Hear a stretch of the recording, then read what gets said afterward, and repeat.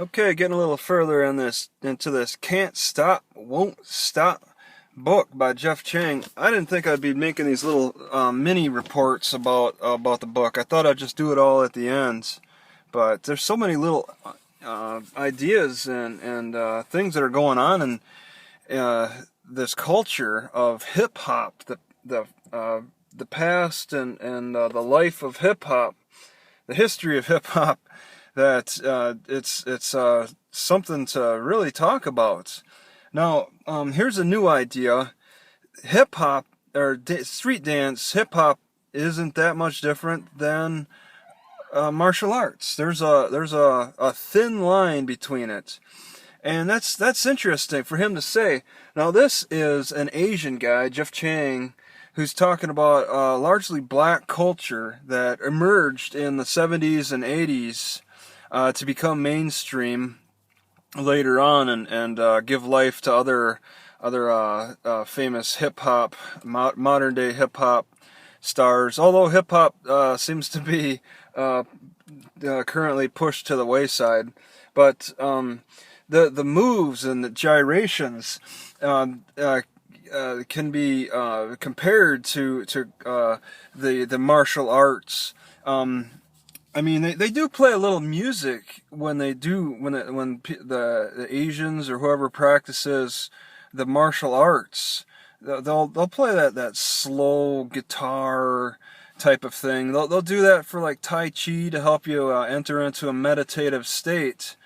Karate, yeah, there's some music involved with martial arts, but it's definitely a discipline that has a purpose in fighting, although putting on the display of fighting can intimidate the opponent too, and that's largely where hip hop can come into a good niche for itself.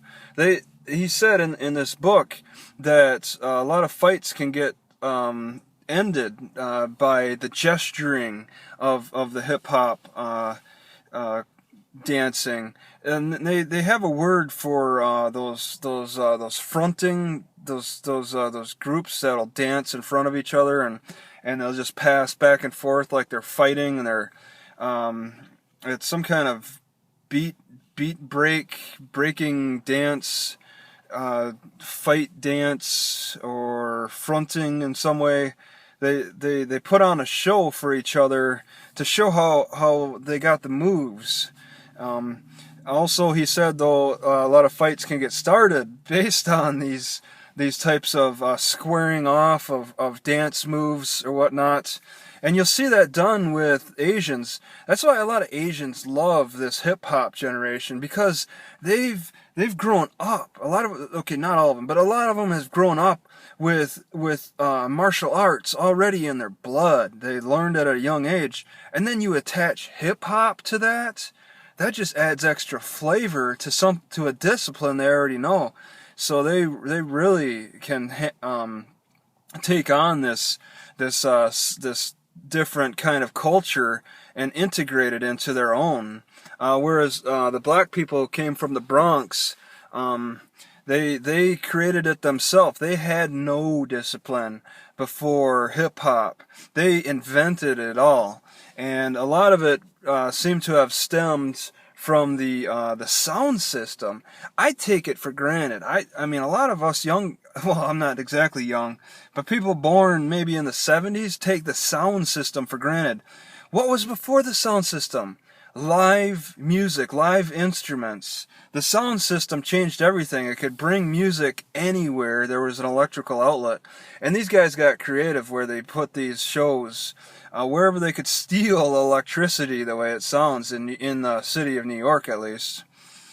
But yeah, you can blend hip hop and martial arts together and really come up with some creative stuff. And a lot of it is about having a shock value. Okay, you want to come up the next week with something different, and the next week with something different on top of that, and just keep shocking people with your moves. It's a free flowing type of culture to enjoy.